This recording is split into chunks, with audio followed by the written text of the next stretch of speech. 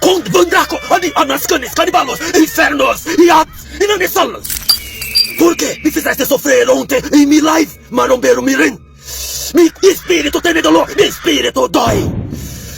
Por que fizeste isso comigo? Agora estou aqui, varrendo no chão com ódio, com dolor do meu fracasso. Minha cabeça ferve. Por que fez isso comigo? Eu não merecia, marombeiro mirim. Então, agora eu abro a encruzilhada de los destinos. Tu me liberta de todo o sangue tuyo que eu bebi e ganha na sua salvação diante do Padre. Ou fica comigo como meu escravo e ganha julgamento justo diante do Padre. Escolha.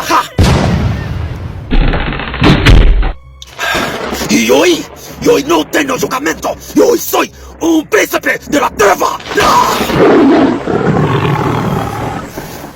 E este será o tema da nossa live de hoje.